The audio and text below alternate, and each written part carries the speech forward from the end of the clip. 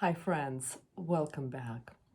Today I would like to talk about why some people are so attached to their exes, whether it's ex-boyfriends, ex-wives, or ex-girlfriends, or ex-husbands. Typically, when someone breaks up with you, it's obviously very painful. But why for some people, they continue to stay in this feeling of pain, grief, sadness, and victimness? Well, the answer is actually very simple. Is to these people, the feeling of sadness and pain is a comfort zone because they experienced this feeling when they were children. Because if you go back to your past and you're dealing with this problem, it's most likely because when you were a child, your parents were too busy working and leaving you either with your grandparents, with nanny, or other relatives.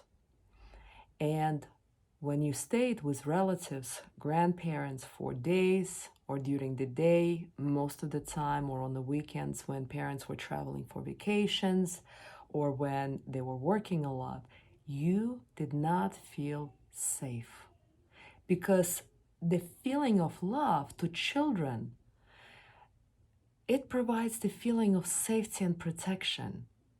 And unfortunately, even though some people had extraordinary and amazing grandparents,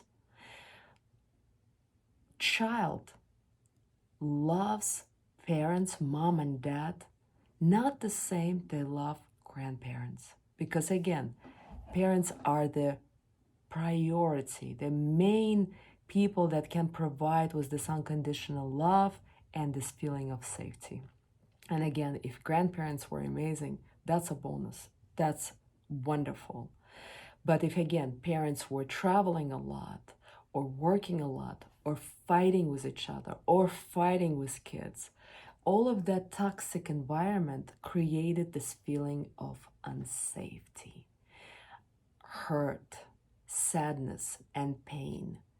And these children associate love with pain, and now they go hand to hand together.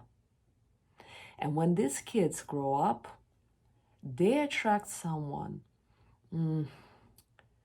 that treats them the same way as parents did. Meaning, seems like maybe they love them, but at the same time, they violate their boundaries. Or they forget about their birthdays. Or they are hurting them one way or another. The person that called me this week and she said her boyfriend broke up with her 6 months ago and she's still deeply hurt. And when I asked her what was going on in the relationship, she said, well, Alisa, he was smoking 3 packs a day, he was drinking on the weekends, and he was working all the time. I would see him only, best case scenario, once every 2 weeks. And then I asked her, were you really happy with this guy? She said, most of the time, no, but I loved him so much. So do you get this pain that she experienced in the relationship was reminding her of her childhood, and she associates the pain with love. And so what we need to do is break those two. And how can you do this? When you're in the next relationship and you see that something is not working for you, don't suppress this feeling. Communicate that.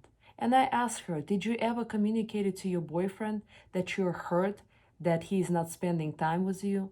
And she said, yes, once a month I would tell him, I really miss you. I would like for us to spend time together.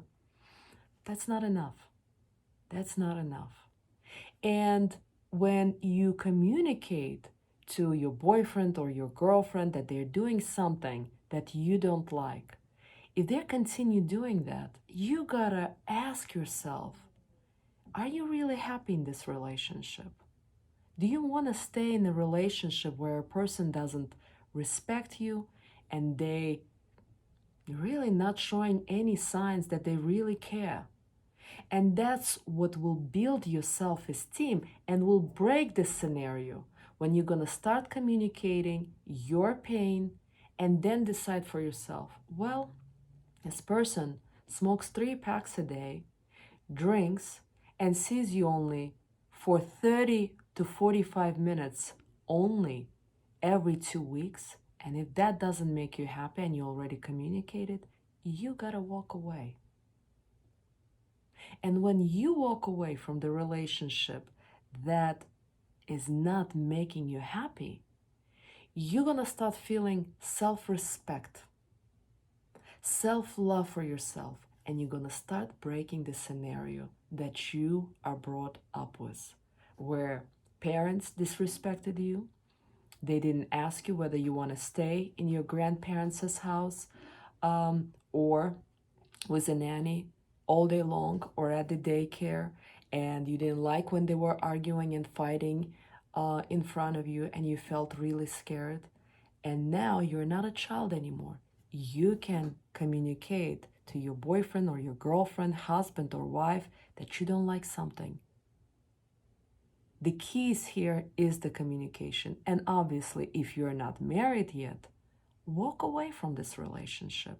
After you're gonna walk away from a relationship where you disrespected, where you're constantly feeling pain, at least 4 times, you're gonna break this scenario.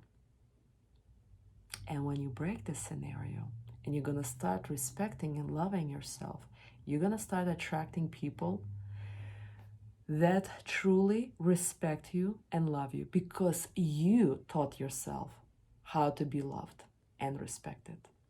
And I also want to finish this video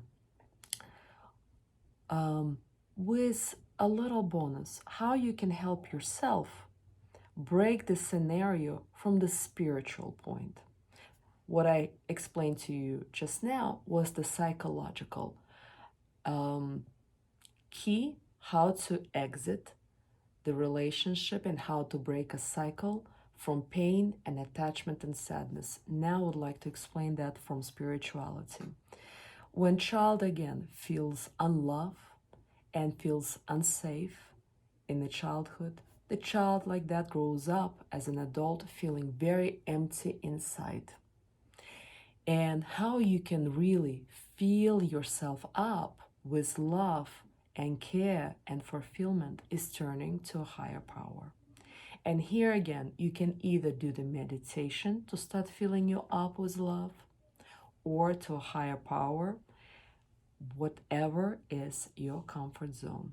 But it's important to do it on a daily basis because I know some people like to meditate only or pray once a week or once a month, and it's not enough. If you really want to fill yourself up and you want to feel whole and complete as a woman or as a man and not feel attachment to anyone or feel like that you need someone to experience this love, you can turn again to meditation and higher power.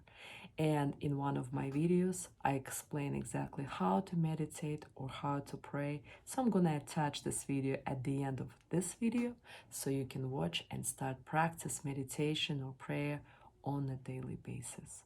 With that said, namaste. I look forward to seeing you all next week.